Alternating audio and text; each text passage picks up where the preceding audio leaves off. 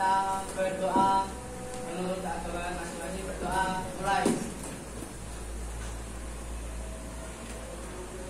Berdoa selesai. Bersiap.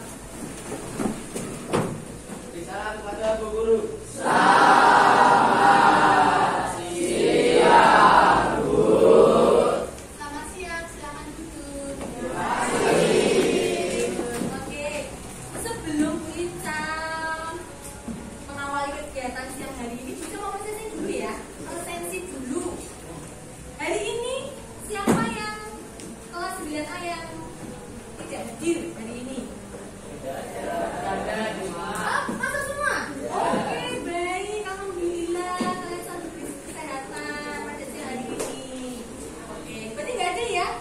Masa semua ya? Nihil ya? Baik. Baik. Karena ini sudah jamnya Bu Ica, maka Bu Ica tadi juga di awal sudah menanyakan bagaimana kabarmu hari ini. Bagaimana kabarmu hari ini? Baik. Lelah tadi katanya. Oh, baik tapi lelah ya. Baik. Baik. Bu Ica mau memberikan oleh-oleh. Beberapa minggu yang lalu Bu Ica itu ikut pelatihan. Nama pelatihannya adalah 7 jurus BK hebat. Apa namanya? 7 jurus BK hebat. Ada 7 jurus. Nah, seperti pencaksilat ya.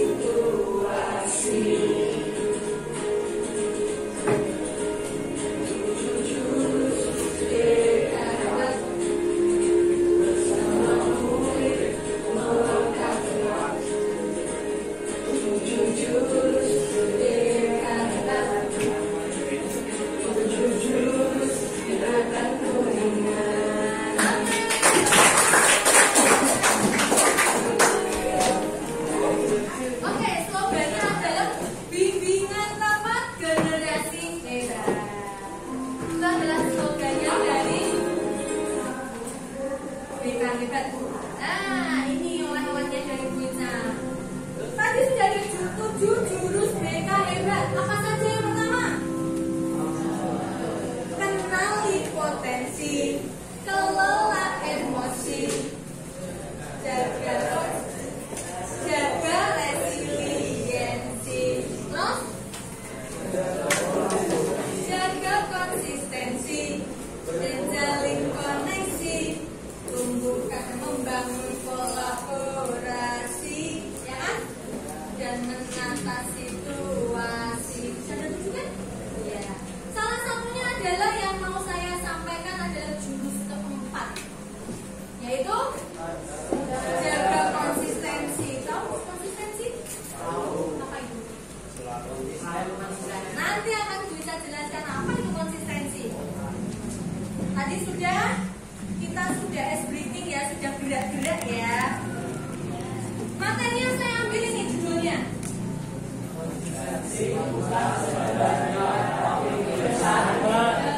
konsistensi itu bukan sekedar niat, niatan apa kesinauan, bukan sekedar niat, tapi menjadi kebiasaan yang hebat. Ini materi yang saya ambil.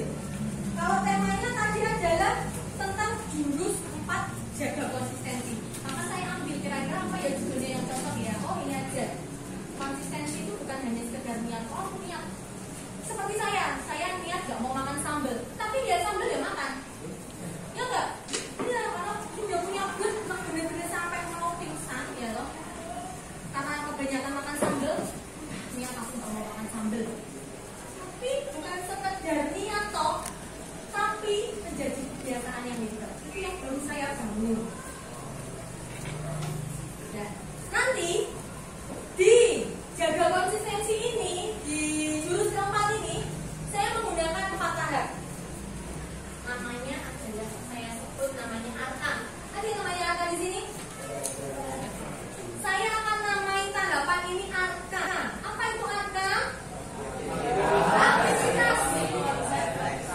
Nanti aktivitasnya kamu saya ajak buka kepalan tangan. Tahu ya? Refleksi. Nanti setelah game itu ada refleksinya. Apa yang kamu dapatkan dari game itu? Konsep. Saya akan menerangkan tentang kesadaran versus paksaan. Disiplin positif versus disiplin biasa. Ya toh? Lalu ada tombol aja kesadaran internal. Ada lingkaran habit atau habit group. Dan tentang konsistensi itu apa? Lalu yang terakhir adalah yang terakhir adalah aplikasi. Kamu saya minta praktek. Praktek ini adalah kebiasaan 7 anak Indonesia hebat. Sudah melakukannya tuh? Sudah ya? Nanti ada aplikasinya seperti apa? Sudah siap? Siap belum? Siap. Saya mulai. Sudah siap? Siap. Siap kan? Oke, silakan aktivitas yang pertama. Kalian silakan berdiri, berpasangan, tangkap pasangan kiri kananmu itu, tidak usah cari pasangan lain. Silakan berpasangan, yuk berdiri.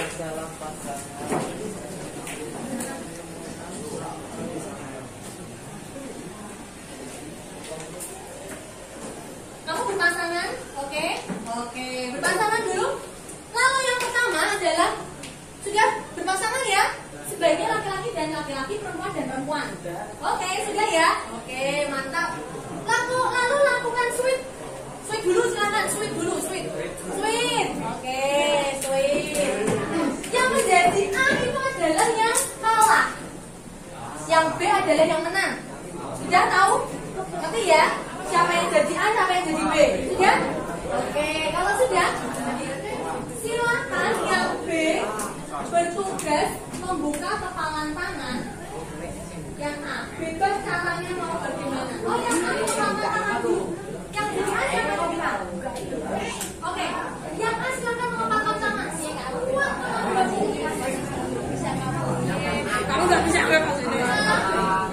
Kamu nggak bisa tangan sekuat aja.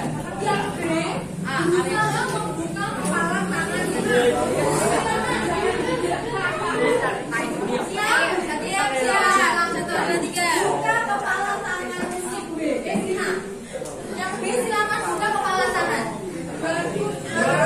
Bilang ada yang berhasil. Silakan. Kita nggak boleh. Silakan. Silakan. Jawab dia berusaha. Debat mau bicara, digigit mau diapakan debat.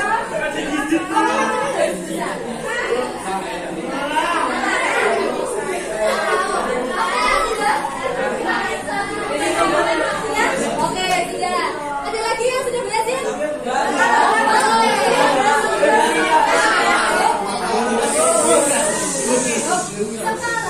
Sekarang gantian, dulu jangan dilakukan dulu.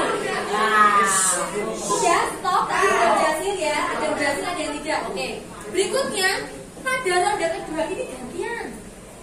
B mengepalkan tangan, lalu A mencoba untuk membuka, tapi syaratnya tidak boleh menyentuh tangan itu.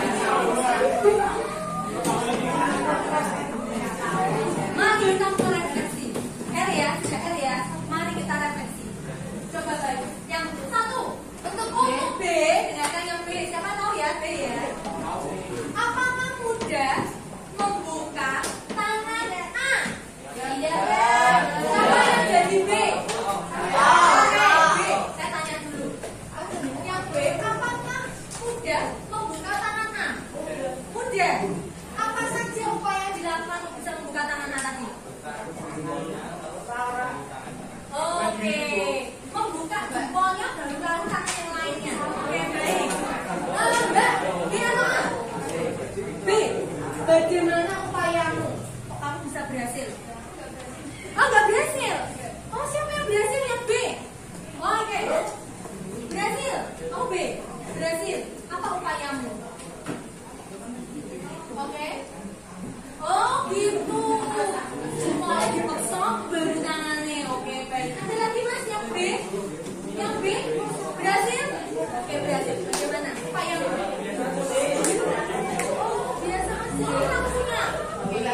Gak sengaja dicatat ya, walaupun disitu ada. Baik, bagus. Apakah berhasil? Tadi ada yang berhasil ya. Ada yang tidak juga ya mbak. Yang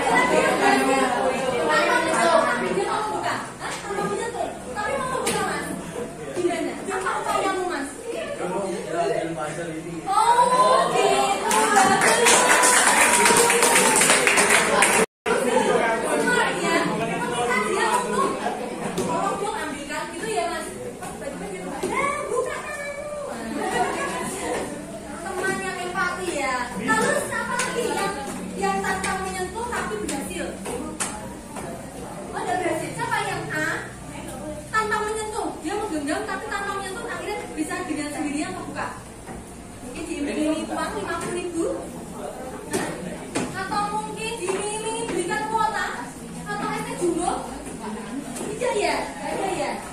Oke, baik.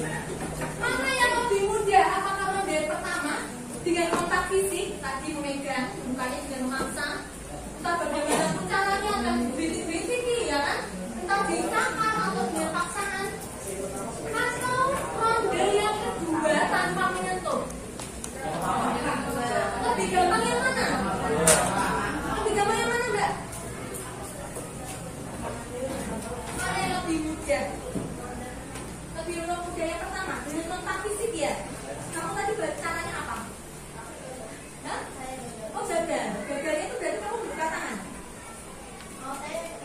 Oh yang B itu berarti yang pada pertama. Yang kami yang dibuka ya. Gagal ya. Bisa ngomong apa tadi? Dia bisa. Oh gagal. Oh gagal ya. Oke. Siapa yang memilih ngambil kedua dengan sendirinya dia gampang. Oke, nah ini tadi ya contohnya ya. Dia memilih ngambil kedua lebih gampang. Dia tadi meminta temennya untuk apa? Tolong ya ambilkan dengan sendirinya. Ya kan? Ada yang mungkin, Bu, mau tak takut-takutin tak jilat akhirnya tangannya kebuka. Lagi yang depan ya. Akhirnya kejilat enggak? Oh enggak, hanya ditakut-takutin ya. Oke, baik. Dalam kehidupan sehari-hari cara mana yang sering kalian lakukan? Paksaan atau tanpa menyentuh dengan sendirinya dilakukan? 50-50 yang kontak fisik dan yang tidak ya. Oh 80, yang mana yang 80? Kontak fisik. Mari kita merefleksikan bersama. Ya, tahu ya maksudnya. Dari permainan itu tahu ya. Lalu kita sudah masuk ke konsepnya. Kesadaran versus paksaan. Mengapa toh kita itu tidak suka dipaksa atau diperintah? Kenapa? Ternyata setiap manusia itu punya kebutuhan dasar yang sangat penting. Salah satunya adalah kebutuhan akan otonomi ataupun kemerdekaan. Aku pertahankan toh. Apapun akan kulakukan, tidak akan kubuka tangan ini. Walaupun aku diiming-imingi, tidak usah. Enggak, kamu kan mempertahankan ya. Kita ingin merasa punya kendali atas diri kita. Ini yang mengendalikan siapa? Diri kita. Aku gak mau buka. Ada sakit ini di sana. Udah. Kalau saya dulu nak. Oh, perang ya kan? Ya. Kalau saya perang. Lalu dan juga butuh dihargai. Ketika tadi dia mengatakan, Bu, kalau tak buka berarti saya kalah dong, Bu. Ya kan? Orang tadi mengatakan, kalau saya buka tangan saya berarti saya kalah dong, Bu. Ya enggak? Kan butuh dihargai. Mau disepelein ya kan? Oke. Diakui. Merasa punya pilihan dan bisa mengambil keputusan sendiri. Oke. Aku mau buka dengan sendirinya. Oh, aku gak mau dipaksa. Maka di sini adalah kesadaran versus paksaan. Bisa dipahami di sini? Kita itu punya namanya kebutuhan dasar. Kebutuhan dasar kita adalah kita mau merdeka. Ya toh? Karena kita mau itu tadi. Kita merasa punya kendali, butuh dihargai, butuh diakui, butuh pengakuan toh. Wah, aku kan hebat. Paksa aja aku gak mau buka. Semakin dipaksa semakin kenceng kan ratanya kan. Lanjut. Sekarang kesadaran versus paksaan lagi. Kalau otonomi atau kemerdekaan kita tadi dilarang-larang atau disuruh-suruh, maka alarm dalam diri kita itu akan menyala. Ya. Alarm ini namanya adalah radar anti persuasi. Dipaksa-paksa, dilarang-larang. Ojo toh, contohnya di situ. Hati-hati, jangan dihakimi. Kira-kira kamu akan jalan terus atau kamu akan nengok kiri? Coba perhatikan.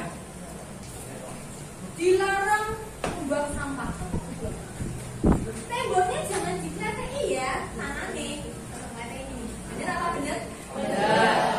Ketika ada lamp, mau ada peringatan, hati-hati, jangan lihat kiri. Kira-kira kamu akan nengok kiri? Kamu akan terjadi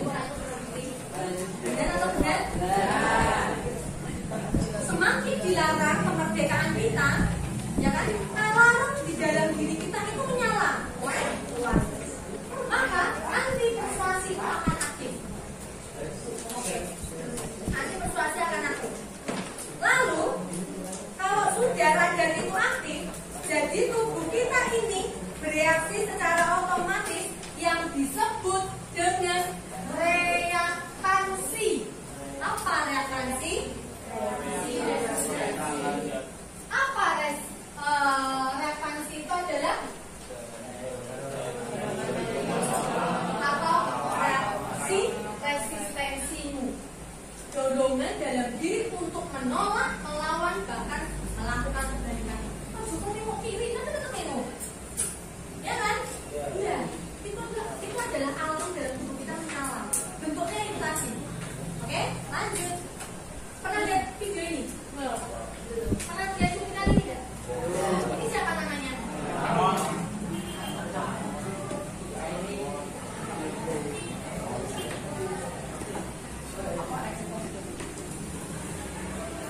Sholat dulu nih. Bintang sholat. Oh, intinya gini. Sudah tahu ini? Ya, intinya Dia itu Jumatan. Sholat dulu lah. Lalu tiba-tiba mamanya bilang, bintang sholat. Kan nggak gini lah. Pernah nggak kita seperti itu? Nah, sudah kesadaran, disuruh. Ya nggak? Pernah nggak itu? Pernah banget. Termasuk ini. Pada video ini bintang itu sudah siap-siap mau sholat. Tiba-tiba punya berteriak tadi, bintang sholat. Apa reaksi Emon tadi? Ya, jadi kan, mengapa reaksi seperti itu? Karena disuruh itu berarti apa? Ada apa di situ? Kesadaran atau paksaan? Awalnya itu kesadaran, tapi karena disuruh akhirnya nggak jadi. Pernah nggak punya pengalaman itu? Pernah banget ya? Sering lagi malah. Belajar dulu mas. Padahal sudah mau belajar, ya nggak? Orang lagi baik, padahal sudah mau berhenti. Mandi dulu, padahal sampai pakai kandung. Sampai sadar lagi, oke?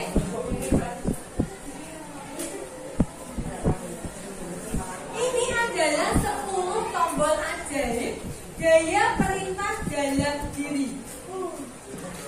Jadi 10 tombol ini adalah yang ada di dalam dirimu. Apakah ketika kamu melakukan sesuatu itu dilandasi dengan joy? Apa? Kesenangan. Ketika kamu melakukan sesuatu dengan kesenangan, contohnya game. Senang nggak? Senang, orang di bawah senang musik game. Ya kan? Mantap, paling kasih. Oke, gitu kan? Ketika kamu melakukan kesenangan, maka itu akan timbul kesadaran, bukan paksaan. Lalu ada kebanggaan. Apa sih yang menjadi kebanggaanmu sehingga kamu melakukan itu? Misal contoh, saya senang gambar. Bangga kan? Ketika gambar itu dipajang, gambar keren, ya nggak? Iya pasti. Lalu keingintahuan. Jadi aku penasaran kalau matematika. Aku senang jadi matematika. Penasaran kan? Apa yang membuat penasaran dengan matematika? Karena masa nggak dilakukan, betul? Gaya perintah dalam diri lo, intern lo, bukan paksaan lo. Ini kenapa kamu melakukannya? Oh, antara kesenangan, kebanggaan, keingintahuan atau minat. Aku minat dengan sepak bola. Aku mau melakukan sepak bola. Latihan sampai sedina pengen lu. Sekolah itu sampai begini. Mau? Karena kamu minat. Tuh. Tujuan. Kamu punya tujuan di apa di sana? Aku mau jadi atlet. Punya tujuan kan? Maka kamu melakukannya. Kebutuhan. Apa kebutuhanmu? Kebutuhanmu apa ketika kamu melakukan itu? Ada manfaatnya nggak kamu melakukan itu? Ada. Walaupun itu kesenanganmu game, punya nggak manfaatnya game? Saya kan jadi menghilangkan stres. Saya jadi punya teknik melawan sesuatu, betul? Saya menjadi punya trik strategi. Lalu ada tantangannya atau apa? Aku harus bisa memecahkan diri ini.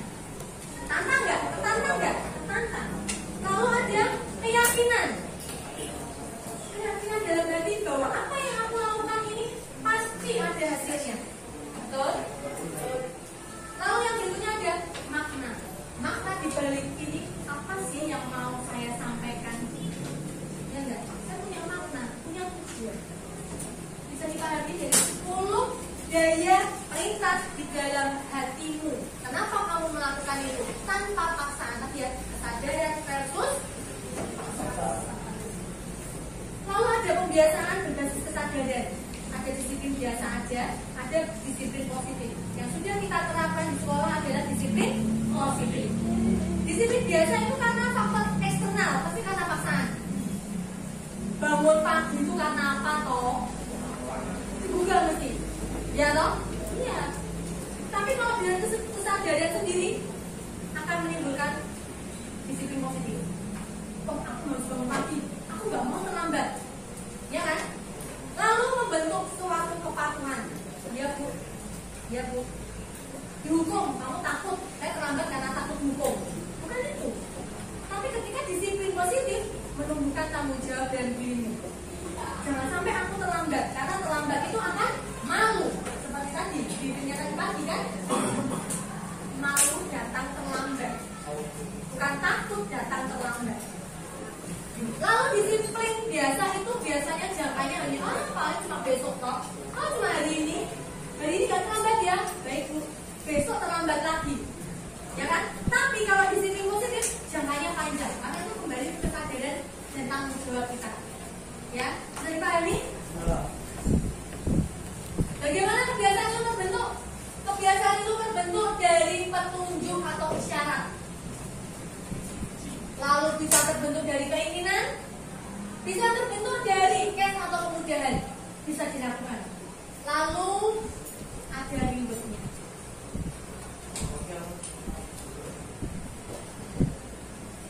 Sebelum kita masuk ke sini, sebelum kita masuk ke, kita sudah masuk ke aplikasi. Nah, yang terakhir, kalian sudah menerapkan 7 kebiasaan anak Indonesia hebat. Sudah? Tentang riwayat kebiasaan tidur 7 hari ke belakang. Silakan kalian buka buku B kamu. Silakan buka buku B kamu. Lalu kamu lihat di 7 kebiasaan anak Indonesia hebat.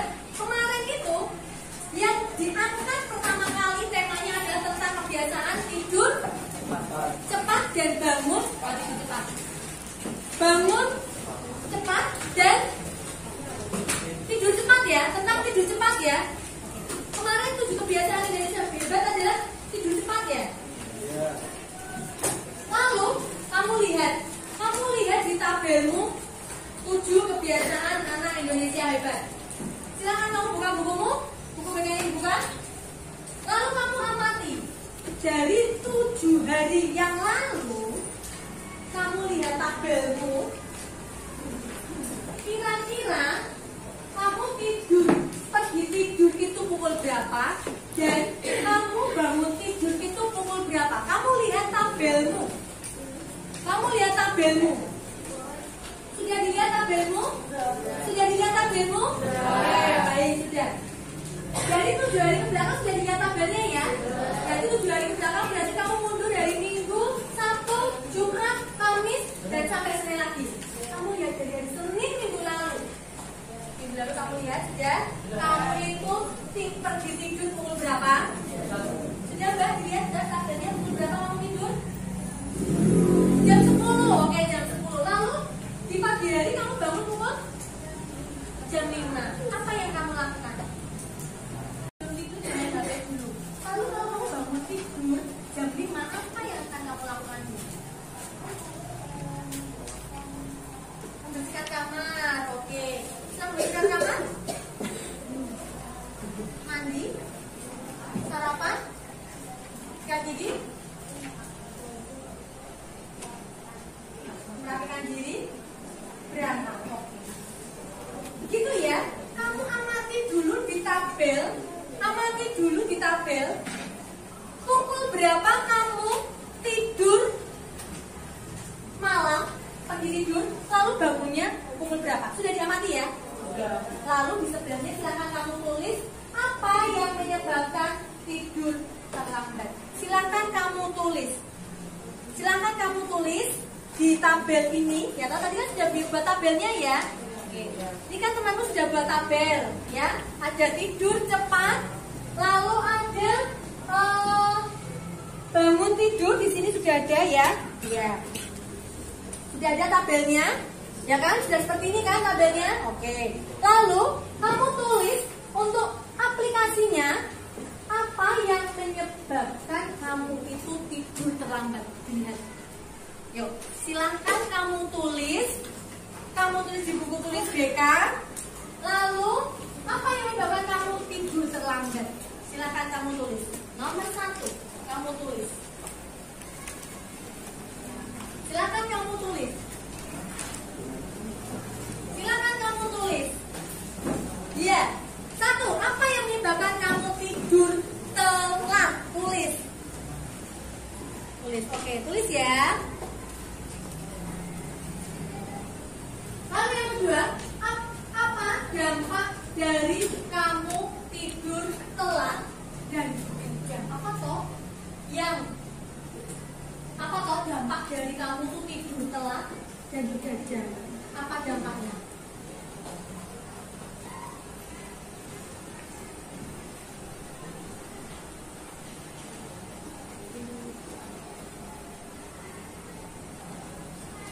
Lalu yang ketiga, apa sih manfaat tidur cepat itu bagi kamu?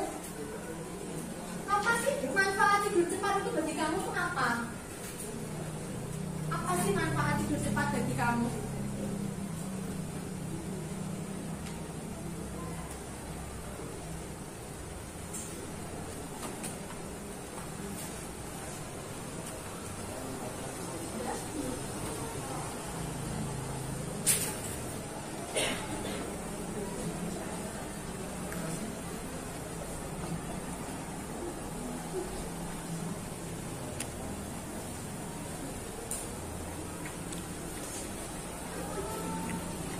Lalu yang keempat, apa yang harus dilakukan agar tidurmu itu cepat? Nanti silakan salah satu atau salah dua untuk bisa mempresentasikan ya. Aplikasi ini silakan disampaikan ke depan. Apa sih yang menyebabkan kamu tidur telat atau terlambat untuk kamu bisa tidur?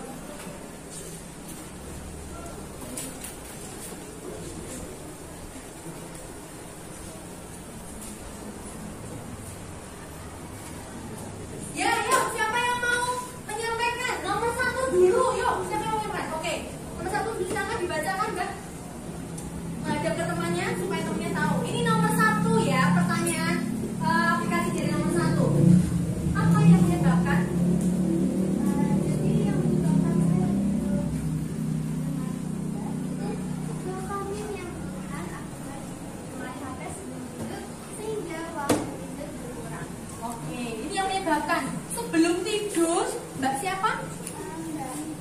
Mbak Iva. Sebelum tidur itu ternyata sibuk main HP dulu. Akhirnya dia menjadi kesulitan untuk bisa tidur dengan cepat.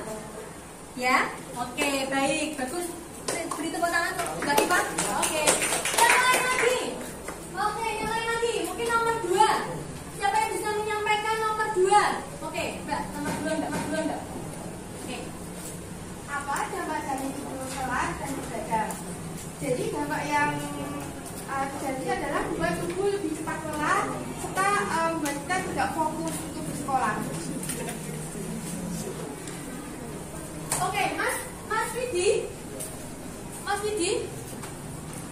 Nomor 3 Mas, sebentar Mas. Apa manfaat tidur cepat? Ya, manfaat tidur cepat bagi Mas Widi ya. Ya. Manfaatnya badan menjadi lebih segar, fokus dan lebih berkonsentrasi saat sampai. Oke, baik, tepuk tangan. Oke. Yang sudah menyampaikan yang nomor 2 ya. Lalu yang keempat, apa yang harus dilakukan agar tidur cepat? Silakan siapa yang mau menyampaikan? Oke, silakan.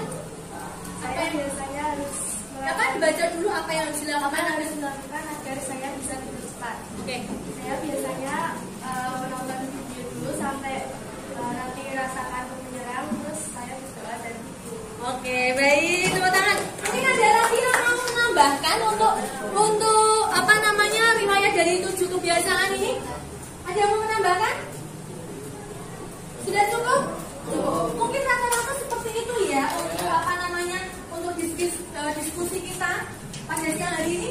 Mungkin itu yang sedikit banyak hampir sama mungkin ya. Terlambat tidur itu karena main HP dulu, nonton drama dulu. Oke, ada yang mau disampaikan? Oh, main HP malah ngantuk. Oke, berarti ini ya apa yang dilakukan agar tidur cepat ya? Hah? Oh, oke, main HP sampai lupa waktu akhirnya tidurnya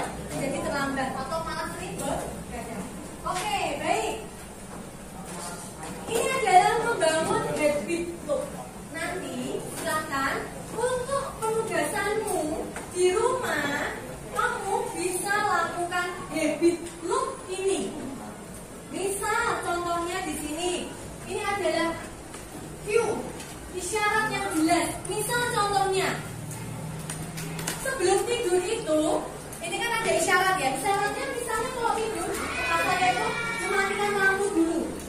Ya enggak? Layar-layar dulu di kamar, mematikan lampu. Itu adalah syarat bahwa saya harus tidur cepat. Betul? Nanti silakan dibuat di rumah. Lalu yang berikutnya adalah keinginan menarik. Mungkin di kamar saya akan saya pasang aromaterapi, wangi-wangian. Saya menyalakan lagu-lagu instrumen untuk pengantar tidur. Itu keinginan nggak? Keinginan. Lalu berikutnya ada respons atau tindakan yang mudah dilakukan, yaitu bisa juga kamu memasang alarm HP supaya kamu bisa tidur dengan cepat ataupun kamu bangun dengan apapun. Lalu apa sih ganjalan yang memuaskan? Jadi dari kebiasaan itu yang saya dapatkan adalah saya menjadi tidak terbebani, akan menjadi kebiasaan yang baik untuk diri saya sendiri khususnya. Betul nggak? Akan menjadi kebiasaan, bukan saja menjadi niat, tetapi menjadi kebiasaan yang baik. Betul nggak? Sama nggak materinya? Dengan tadi juga yang saya sampaikan. Konsistensi itu tidak lain bukan hanya niat saja yang di mulut, tapi akan menjadi kebiasaan yang ada yang mau ditanyakan? Dari materi hari ini, apa yang menjadi kesimpulan kita siang hari ini dari jurus jaga konsistensi? Apa kesimpulannya? Kesimpulannya apa? Apa kesimpulannya Mas? Mbak? Oke, Mas. Menurutmu kesimpulan dari jurus tadi apa? Keinginan diri, kesadaran diri itu lebih kuat daripada paksaan. Ada lagi yang menambahkan kesimpulan kita pada jurus siang hari ini. Apa itu? Saya menyampaikan, silakan.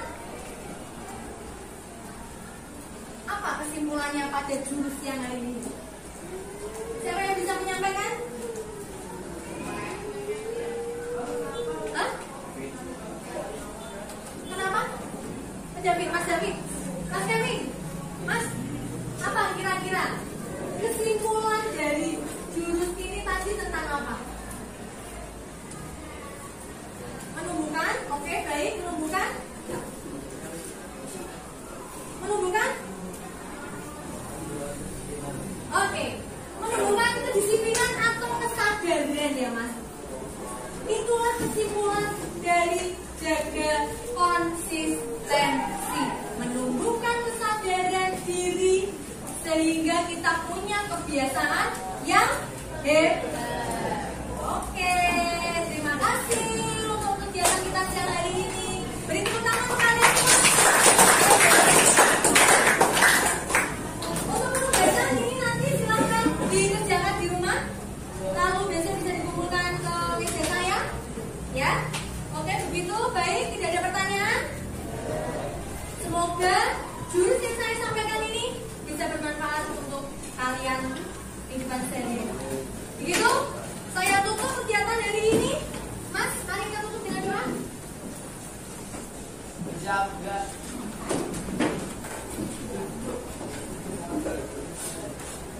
Doa mulai.